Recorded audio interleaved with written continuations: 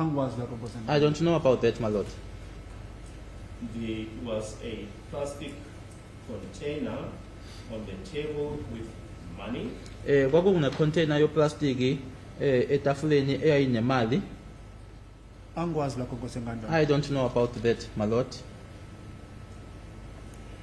We have, when we dealt with the evidence, with the confession before Lieutenant Colonel Pardu indicated to you that this information was not referred to by the witnesses who were in the house when the incident happened. The fact that there was a plastic container on the table with money. Sishilo ke kuwena ke ngesikhathi ke besikubuza ke ngaso istatement lesiyaphambi kwakhe uKenneth Raphathu ukuthi ke akekho noyedwa kofakazi ababephakathi endlini ngesikhathi bezile la enkantolo bezokuthula ubufakazi owakhuluma ngayo ke le container yeplastic eyayiphezulu kwetafula inemali. Ngiyethemba namphambi Nkosi enkantolo azange ngibhale statement. I also believe before the court, my lord, that I never wrote a statement. Carlos gave me the container which I put in the plastic bag. uCarlos wanginikeza ke icontainer le engayifaka kuplastic. Angikwazi lokho Nkosi enkantolo. I don't know about that, my lord. Everyone was lying down. Wonke umuntu wayeleli phansi. Angikwazi lokho ngoba angangingekho lapho. I don't know about that because I was not even there. I believe Carlos was told where whatever he was looking for was.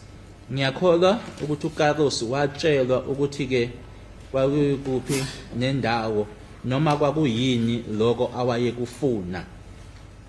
Angikwazi lokho Nkosi enkantolo. No, I don't know about that, my lord. Carlos was about to open something when Senzo Maiwa stood up. uCarlos kukhona awayezokuvula ngesikhathi uSenzo Meyiwa esukuma. Angikwazi lokho Nkosi enkantolo. I don't know about that, my lord. There was then a scuffle between him and Carlos. Kwaba khona ke ukulwisana ke phakathi kwakhe noCarlos. Angikwazi lokho Nkosi enkantolo. I don't know about that, my lord.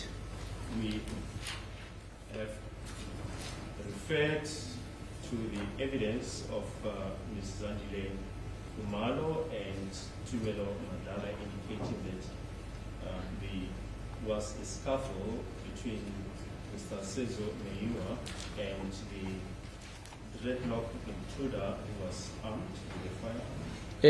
Besikhulumileka noma sikushilo ke ukuthi kubufakazi babo ofakazi labo babesendlini kakhulukazi komizandile Khumalo kanye naye uTumelo Madlala bakushilo ke betshela inkantolo ukuthi ngempela ke kwakukhona ke ukulisana kwabakhona phakathi kwakhe uSenzo Meyiwa kanye ke noyedwa ke kulabo ababili abangena ulo owayinama dreadlocks futhi ke ehlomile. Mina ngangingekho lapho, nangazi lutho. I was not there. I know nothing. During this intense scuffle, Senzo took a chair and hit Carlos with it. Kukona ke lokho kulisana ke kwakukhona ke uSenzo wathatha isitulo washaya uCarlos ngaso. Angikwazi lokho Nkosi enkantolo. I don't know about that, my lord. Futhi ngangingekho nokubakho lapho. And I was not even there. It appeared as if he wanted to prevent Carlos from taking whatever he wanted to take, Still proceed. from whatever he was Opening. opening. Kwakubukeka engathi ke wayezama ukuthi avimbe uCarlos uloko ukuthatha lokho noma yini leyo awayefisa noma efuna ukuthi ayithathe kuloko awayekuvula. Nkosi enkantolo angikwazi lokho. My lord, I don't know about that. Kelly Kumalo was the one who directed Carlos where the thing was which he wanted to take. uKelly Khumalo kwakuyena owayetshela uCarlos ukuthi yayikuphi nendawo leyo nto leyo awayefuna ukuyithatha. Kwasenkantolo angikwazi mina. My Lord, I don't know about that. During the scuffle, Carlos fired 2 shots. Ukona-ke lokho kulisana-ke uCarlos wadubula amahlandla amabili. Kwasenkantolo angikwazi mina. My Lord, I don't know about that. We have, when we dealt with the confession before Lieutenant Colonel Rapado, referred to the fact that the ballistic expert, Lieutenant Colonel Mangena, testified that 2 shots were fired. Sikushilo-ke noma besikuvezile-ke lokhu ngesikhathi-ke besibuza-ke ngaso istatimende phambi kwakhe uColonel Rapado ukuthi-ke umbiko weyibhamu kuyena-ke ungoti weyibhamu uColonel Mangena washo ukuthi-ke isibhamu saqhuma amahlandla amabili. Kwasenkantolo kokusho Mangena kusho ngotanzi. My Lord, that was said by Mangena and not by Ntanzi. Ngoba mina ngibhalanga statement futhi angikwazi lokho ongifundela khona. Because I did not write a statement and I know nothing about what you are reading out to me.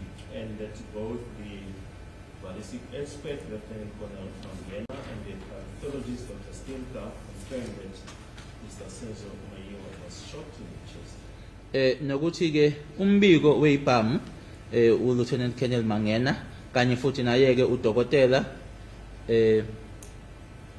Dr. Senim Stinka. uSteenkamp basho-ke ukuthi-ke Steenkamp. wadutshulwa-ke esifubeni uSenzo Meyiwa. Kusho bona mina ngazi lutho. That's what they said. I know nothing. Futhi angizange ngibe ingxenye yalo party leyo. And I was not a part of that. I didn't see where Senzo was hit because when the shots were fired, I went outside. Angizange ngibone la uSenzo ashayeka khona noma ashaywa khona ngoba ke uma ibhamu noma isibhamu siqhuma sorry uma isibhamu siqhuma ngaphumela ngaphandle. Kwasenkantolo angikwazi lokho. My Lord, I don't know nothing about that. After 2 days, Sfiso gave me further cash. Emuva kwamalanga amabili uSifiso waphinda wanginikeza imali ucash. Angikwazi lokho Nkosenkantolo. I don't know about that, my Lord. I got a total of about 45,000 rand. Ihlangeneke noma iyonke imali engayithola kwaba u45,000 rand. Angikwazi lokho Nkosenkantolo. I don't know about that, my Lord. This includes the initial 15,000 rand. Lokhu kuhlanganisa ke no 15,000 rand engamthola qala.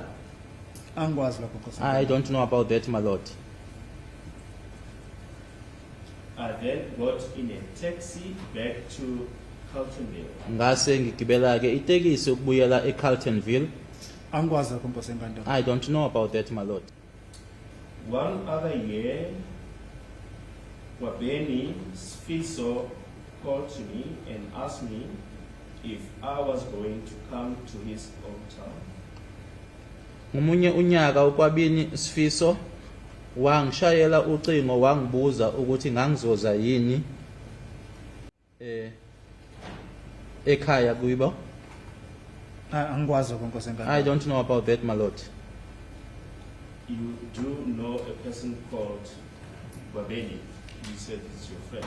Uyamazi umuntu obizwa uGwabini ushilo uthe umngani wakho. Ugwabini ngiyamazi manje la kubhala KW ubhala ngigwabini. I do know Gwabini, but here it's not written Gwabini, it's written KW.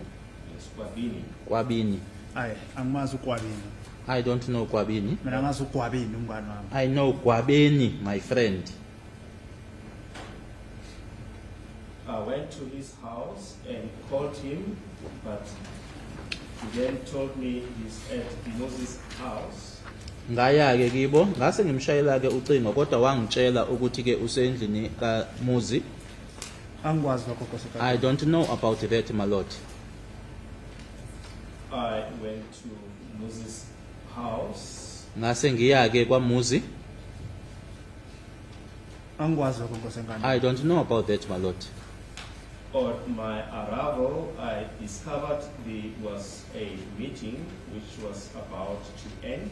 Uma ngifika lapho ngathola ukuthi kwakunomhlangano owawuse uzophela. Angikwazi lokho Nkosenkantolo. I don't know about that, my Lord.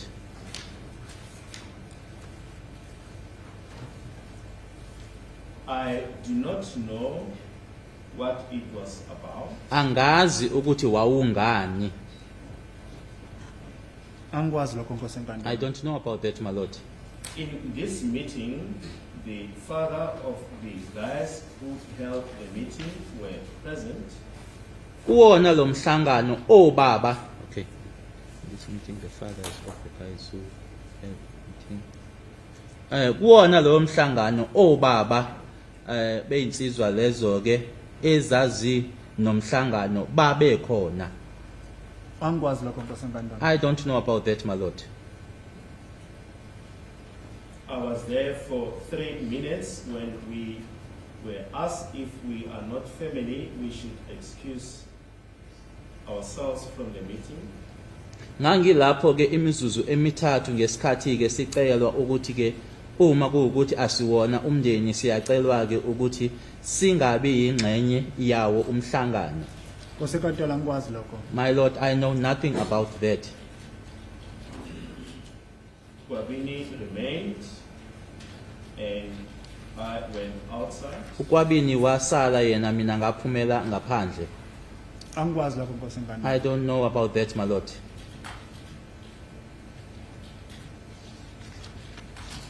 Kwabini later said the meeting was about an altercation between the sisters of Muzi who threatened to tell the police they had Senzo killed. Ukwabini kamuva washo noma wangitshela ke ukuthi umhlangano wawumayelana ke nokuphikisana ke noma ke uxabana okwakukhona phakathi kodadeboko bakaMuzi ababesabisa ngokutshela amaphoyisa ukuthi babulala uSenzo iloko kuphela. Nkosi enkantolo angikwazi lokho. My lord, I know nothing about that. That is all. Kuphelele lapho.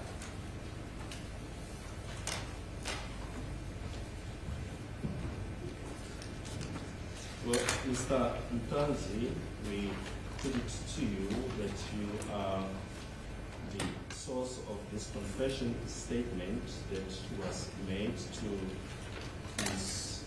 Premier, the magistrate at Boksburg, on the 24th of June, 2020. Siyakutshela ke siyakusho kuwena ke ukuthi ke lokhu okubhaliwe lana kusona ke statement lesi sokugonyuluka phambi kwayo imantshi uMiss Vivian Cronje ngazo i24 kuJune 2020 enkantolo yaseBoksburg ukuthi bakuphuma kuwena noma wena owamtshela lokho. Akulona iqiniso Nkosi enkantolo. That's not true, my lord. Azange ngibhale statement Nkosi enkantolo. I never wrote a statement, my lord.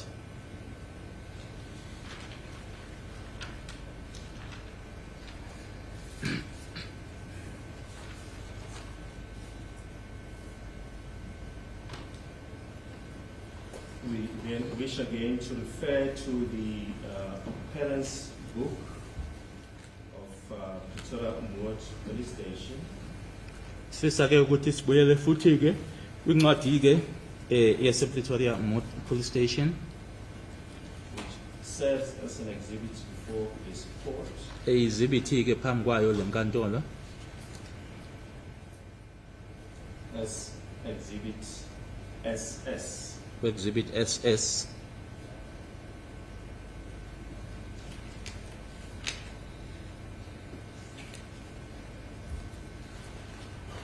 There's an entry on the 24th of June 2020 against the serial number 1826/1857 at 1910. Khona ke okubhaliwe ke lapho ngalo ilanga lelanga i24 sika June 2020. It reads as follows. Investigation back, Sergeant Mukhani back with one male, Bongani Itanzi, and it gives the sub-register SAPS 14/1086/2020 without any visible injuries. It says back correctly and it's countersigned by Sergeant Mukhani. Kubhaliwe ke ukuthi ke kwabuywa ke kuphenywa uSergeant Omukhane amba ke nomsolwa oyedwa ke nokuthi ke uma ebuya ke akukho ke ukuthi akhala ngako no futhi ke kungekho nokulimala okwakubonakala kuyena. Kosekantolo ngangingekho makubhala incwadi. My Lord, I wasn't there when the book was completed. Futhi nenkosenkantolo ngitshela lokhu ngangena kuma police station angiwazi ama reception lama police station. And I also informed the court that since attending those different police stations, I am not familiar with their reception area.